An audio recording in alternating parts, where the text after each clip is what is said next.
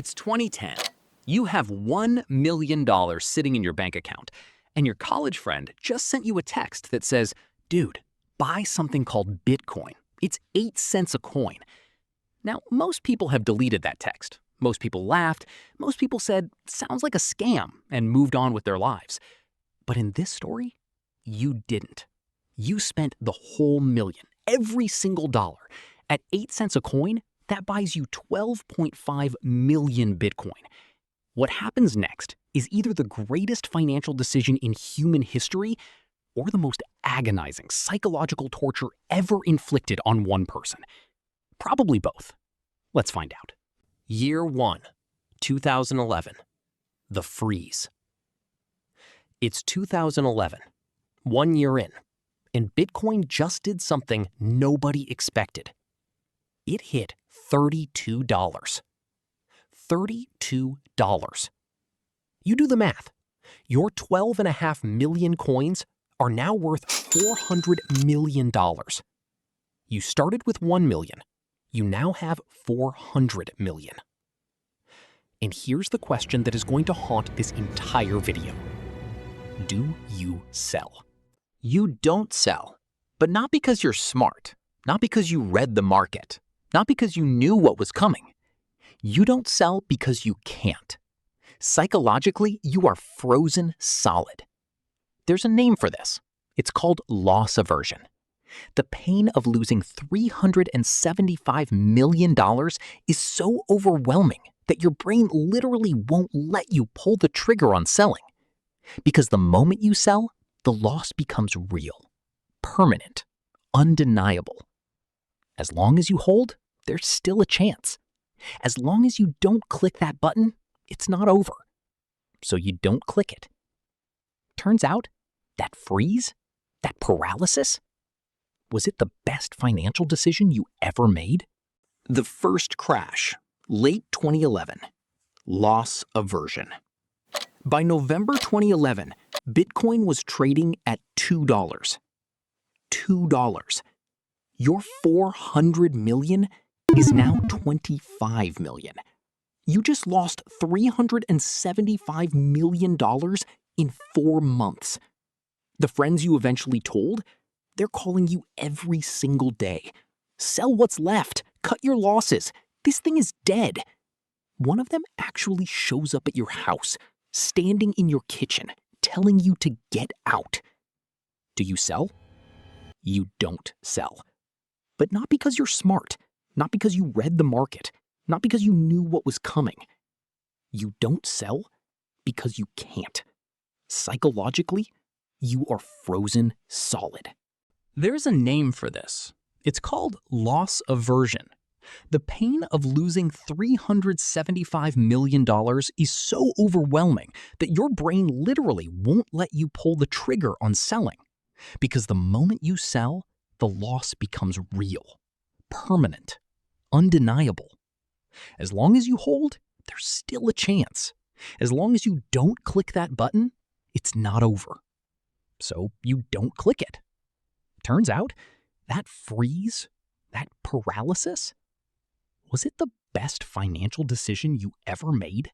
2013, the first billion, euphoria and isolation. 2 years later, 2013, Bitcoin breaks $1,000. Your 25 million, the one you almost threw away in that kitchen, is now $12.5 billion. Billion, with a B. You are now, on paper, one of the wealthiest people on Earth. Richer than Oprah. Richer than most Fortune 500 CEOs. But you haven't told your family. You don't know how to explain it. Hey, Mom, so I put $1 million into internet money, and now I'm worth more than some countries? That conversation doesn't go well. You haven't touched a single coin. The world is starting to notice Bitcoin. CNN is covering it. Reddit is going insane. Your college friend, the one who sent you that text, he sold for $50 and made $40,000. He thinks he won. Do you sell? You sell a little. You take out $5 million, just to make it real. You buy a house, pay cash, tell the realtor it's an inheritance. You still have 12.5 million coins left. And then, because of course, it crashes again. Mt. Gox, 2014, Betrayal and Anger. February 2014, Mt. Gox, the biggest Bitcoin exchange in the world, collapses overnight. 850,000 Bitcoin, gone, stolen, disappeared. The price drops from 1,000 to 300. Every major newspaper runs the same headline. Is Bitcoin dead? Your portfolio drops from 12 billion to 3.7 billion. You lost, in real numbers, over $8 billion. But here's what changes this time. You don't feel frozen anymore. You feel angry. And anger is better than frozen. Anger has direction. Anger has energy. Freezing means you can't move. Anger means you won't move. And that's a completely different thing. The first crash, you couldn't sell. This crash, you choose not to. That's the shift nobody talks about. Going from I can't to I won't. That's the moment an investor becomes a holder. You don't sell. 2017. Wealthier than Elon Musk. The surreal. Fast forward. 2017.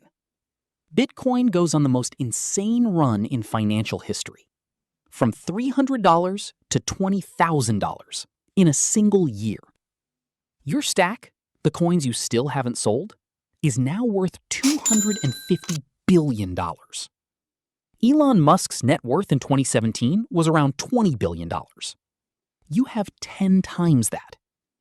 You are mathematically the wealthiest human being who has ever lived. Not figuratively, literally. The number is bigger than anything anyone has personally held in the history of money. CNBC is calling Bitcoin the biggest bubble in history. Your financial advisor, who you finally told, is literally begging you to exit. His voice is shaking on the phone. Do you sell? You sell another chunk, $1 billion this time. You set up a foundation, anonymous. You fund schools, hospitals, and a few startups. The money does something real.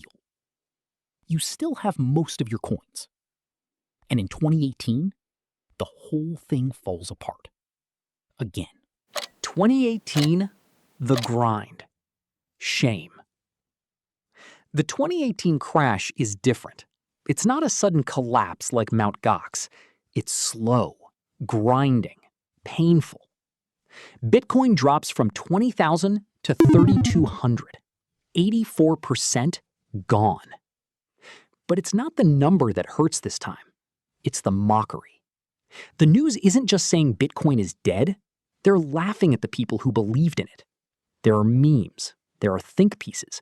There are people who lost everything speaking on podcasts, crying on camera.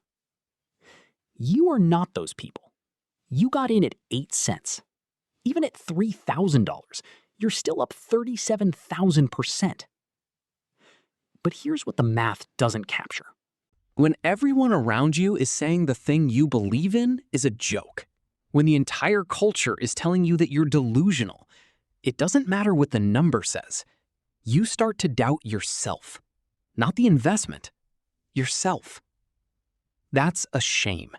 And shame is the quietest, most destructive emotion in investing. It doesn't make you panic sell. It makes you stop looking, stop caring, stop telling anyone. You go quiet. This is the part of the story nobody tells you. The money was never the hard part. The holding was. 2021, the peak of all peaks. Abstraction.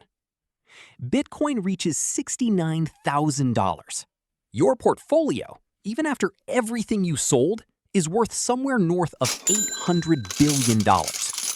There are only a handful of companies on Earth worth more than you. Apple, Microsoft, maybe Amazon. And you. You are sitting on a number so large, it stops feeling like money. It feels like a score in a video game, an abstraction, something you cannot spend, cannot explain, cannot share without becoming a target. Governments are talking about regulating Bitcoin. El Salvador just made it legal tender. Michael Saylor is on every podcast. Everyone knows what Bitcoin is now. The friend who sold at $50 and made 40 grand, he bought back in at 65,000. Do you sell? You sell enough to never have to think about money again for 10 generations of your family. And you hold the rest. Because at this point, it's not about the money. It never really was. The truth. Here's the truth. This video isn't about Bitcoin. It's about what happens to a human being when they make the right decision at the wrong moment, and then have to live with it for 15 years. The crashes, the mockery, the friends who called you delusional, the financial advisors who said, "Get out," the news anchors who declared it dead again and again and again, the sleepless nights staring at a number that meant nothing and everything at the same time. Most people can't hold through one crash. This story has 5. 5 moments where every rational voice in your life said, "Sell." 5 moments where the world told you that you were wrong. 5 moments where the feeling in your gut said, "Get out now." And every single time, the right move was to do nothing. The math was easy. $1 million at 8 cents a coin. The psychology? That's the whole game. And honestly, hand on your heart, I want you to think about something.